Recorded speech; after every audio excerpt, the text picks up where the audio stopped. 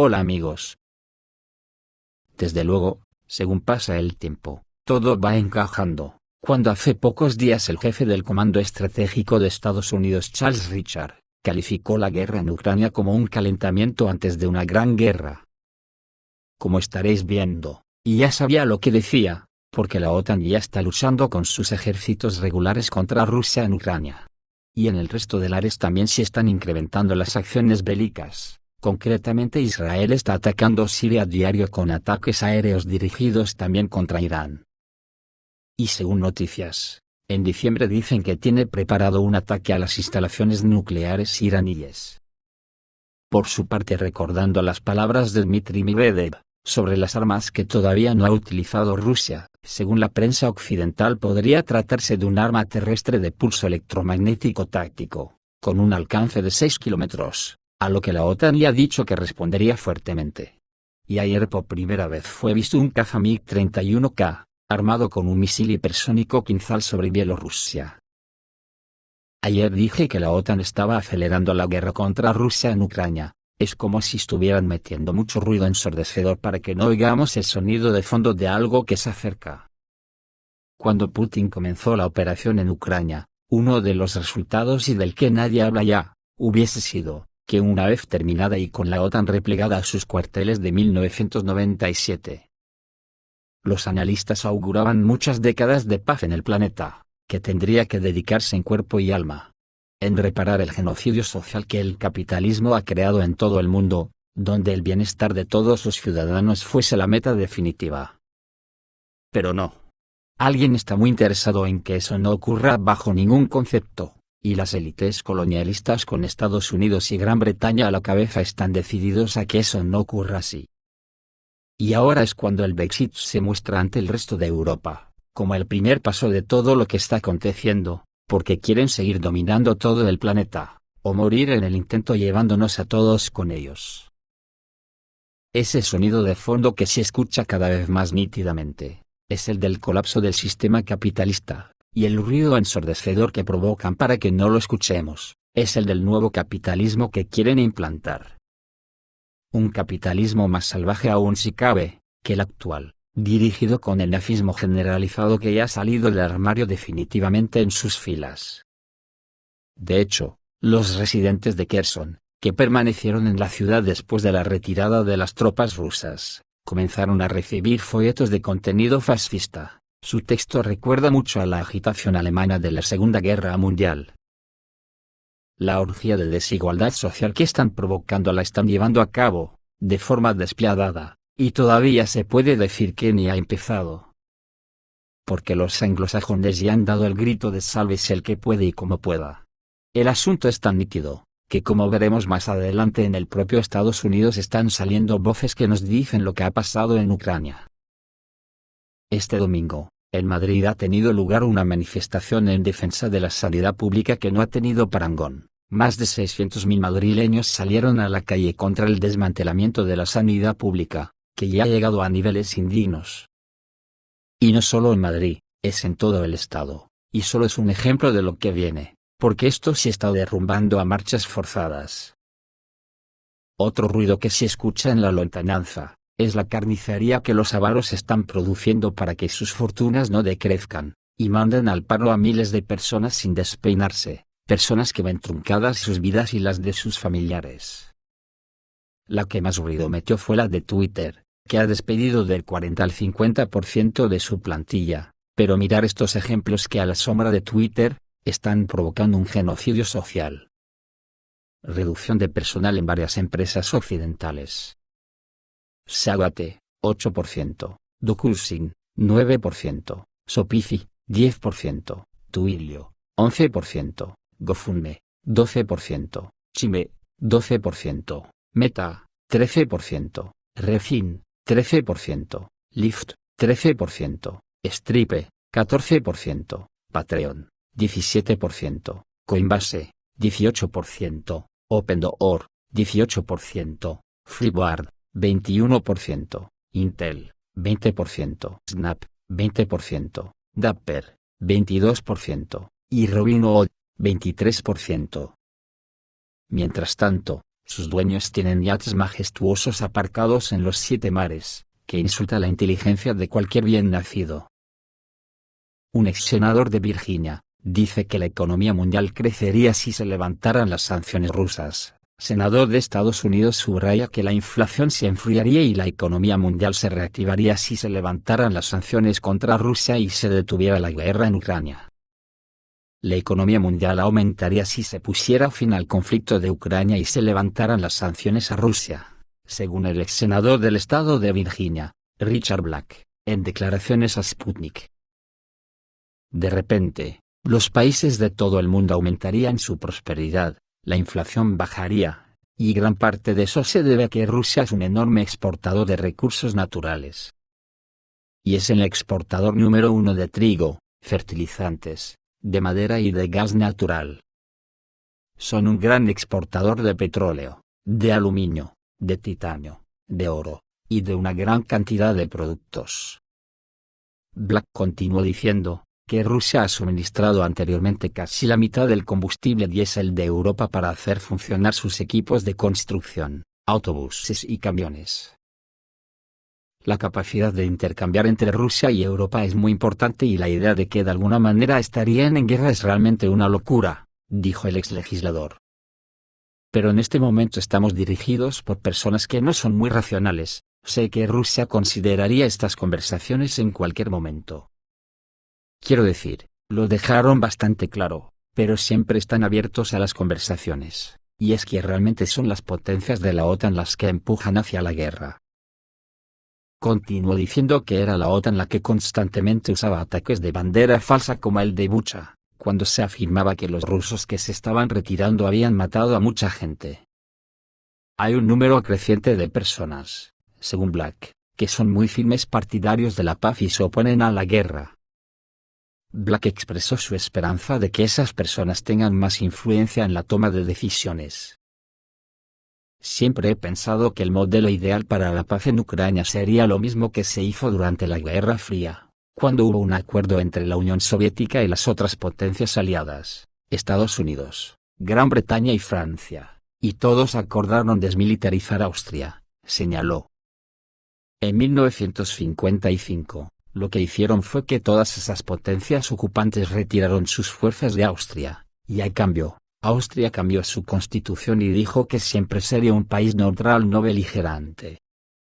También dijeron que nunca permitirían que tropas extranjeras fueran estacionadas dentro de Austria. Al recordar que sirvió en el ejército estadounidense en Europa a principios de los 80, Black llevó a su esposa e hijos a Austria para escapar de las tensiones. No sabíamos qué esperar, pero pensamos que sería un nivel alto de tensión, dijo. Nos hicieron señas para que pasáramos, verificaron la identificación y descubrí que aquí estaba Austria y que estaban celebrando la Navidad. La gente estaba alegre y feliz, la Guerra Fría no existía en Austria, no había amenaza de que alguien los atacara de ningún lado. Pero tenía que ser garantizado por la Unión Soviética y por Estados Unidos, Gran Bretaña y Francia. No sé si eso se podrá lograr alguna vez, pero creo que hubo algún movimiento en esa dirección, agregó Richard Black, 2 meses después de que Rusia cruzara la frontera con Ucrania. Entonces Ucrania y Rusia comenzaron a hablar de paz. Y habían arreglado un marco para la paz y casi habían logrado la paz, cuando el primer ministro Boris Johnson voló a Kiev inesperadamente. Y básicamente, ordenó a Ucrania no hacer la paz y continuar la guerra. Y esto nunca lo hubiera hecho sin la coordinación con la Casa Blanca, terminó Richard Black. Como he dicho antes, esto es tan claro que solamente el que no quiere verlo no lo ve. Estados Unidos está engañando a la Unión Europea y al mundo, porque, ellos mismos y sus élites, se pasan las sanciones por el arco de triunfo. El problema ahora puede ser, que cuando las cosas se pongan al límite y quieran parar ya no podrán hacerlo aunque quisieran, y la hecatombe ya no se podrá evitar.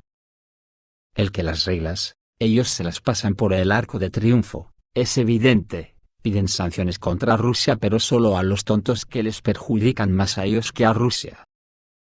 Mirar, Estados Unidos y la Unión Europea siguen invirtiendo cientos de millones de dólares en una empresa rusa de armas nucleares. Dichos datos fueron presentados por el analista estadounidense Henry Sokolsky. mientras los funcionarios estadounidenses y numerosos comentaristas estadounidenses se retuercen las manos ante cualquier mención de las armas nucleares de Rusia. Estados Unidos y la Unión Europea continúan invirtiendo fuertemente en la industria nuclear rusa. Según Henry Sokolsky, Occidente paga anualmente cientos de millones en contratos con Rosatom, empresas que están relacionadas con los arsenales nucleares de la Federación Rusa, así lo informa Dale, en un artículo. Además de ser responsable de toda la producción y desarrollo ruso de armas nucleares, Rosatom suministra combustible nuclear a las centrales nucleares de Estados Unidos, la República Checa, Eslovaquia, Bulgaria y Hungría, señala el autor de la publicación estadounidense. Y si Rusia les cortase el grifo provocaría una catástrofe económica a esos países. Hace algún tiempo, Polonia, Irlanda, Estonia, Letonia, Lituania y Alemania recomendaron a la Unión Europea prohibir la importación de combustible nuclear ruso. Como señaló el autor de Dale, esta iniciativa provocó una fuerte reacción en Europa. Algunos países aullaron de descontento, y Bruselas finalmente no incluyó el uranio ruso en la lista de sanciones. Además, el fabricante francés de combustible nuclear Framatome firmó recientemente un importante acuerdo de cooperación con Rosatom. ¿Qué hay de los Estados Unidos? Aunque estos últimos no tienen reactores de diseño ruso, los estadounidenses repitieron en gran medida el escenario europeo.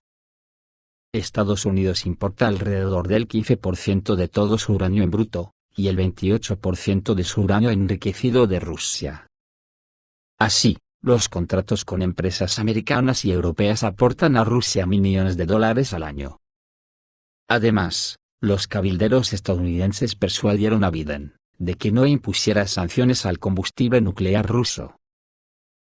El experto de Dale cree que Estados Unidos y sus aliados europeos en realidad están financiando los desarrollos rusos en el campo de las armas estratégicas. Esto sucede en un momento en que las relaciones entre la Federación Rusa y Occidente están lejos de ser ideales. Biden ha declarado un embargo estadounidense sobre todos los tipos de energía rusa, petróleo, gas natural y carbón, pero no sobre el uranio, dijo Henry Sokolsky. Sobre la guerra y el cariz que está tomando, decir que ayer un caza MiG-31K armado con un misil hipersónico Kinzhal fue visto sobre Bielorrusia por primera vez. Fue visto sobre Minsk. El caza MiG-31K, armado con el misil aerobalístico hipersónico Kinzhal, despegó del aeródromo militar de Machulivsk y voló hacia el sur. Esta es la primera aparición de un avión de combate equipado con un misil de este tipo sobre el territorio de Bielorrusia. Mientras que hoy en día hay 3 cazas MiG-31 en Bielorrusia, cada uno de los cuales es capaz de transportar un misil de crucero hipersónico, según informó el canal de Telegram Belarusian Nahum Project. Como prueba se publica una fotografía en la que se puede ver que el avión realmente lleva un cohete Kinzhal. ¿Y qué hay de cierto de esa arma secreta rusa, que en la prensa de Occidente se empezó a hablar de ella, y del insólito ataque de Rusia a las Fuerzas Armadas de la OTAN? Parece que la OTAN ha descubierto el nuevo significado de las palabras de Putin sobre las armas nucleares. Después de que el presidente ruso anunciara que Moscú tomaría cualquier medida para proteger sus intereses, los políticos occidentales comenzaron a acusar a Rusia de amenazas abiertas de usar armas nucleares. Como regla general, hablaban de armas tácticas. Sin embargo, como señala el columnista del Financial Times, Roger Pardo Maurer, el líder ruso podría insinuar un tipo de ataque completamente diferente. El exmilitar señaló que hay otro tipo de arma que Rusia puede usar en el conflicto de Ucrania. Se trata de un pulso electromagnético táctico. Según él, el uso de estas armas puede provocar el cortocircuito de equipos eléctricos, incluidas computadoras, satélites, radios, así como dispositivos de infraestructura militar y civil. La señal de este tipo de ataque no será una bola de fuego y un hongo atómico, sino una extraña bola de medusa azul eléctrico, que pulsaría directamente sobre nuestras cabezas, seguida de un silencio. A esta altura, el sonido no se transmitirá, señala el analista. Si las Fuerzas Armadas de la Federación Rusa usan este tipo de armamento, entonces no destruirán un solo edificio y no matarán a nadie. Pero esto desactivará permanentemente los circuitos eléctricos en una gran parte del territorio ucraniano. Esto también afectará a prácticamente todo el equipo de la OTAN que se haya transferido a Ucrania. Sin embargo, esto también afectará a la electrónica rusa en la región. El ejército señala que, de acuerdo con la doctrina rusa, el pulso electromagnético es parte de la guerra de información, cibernética y electrónica, y no de la guerra nuclear, lo que baja el listón para tomar decisiones sobre su uso.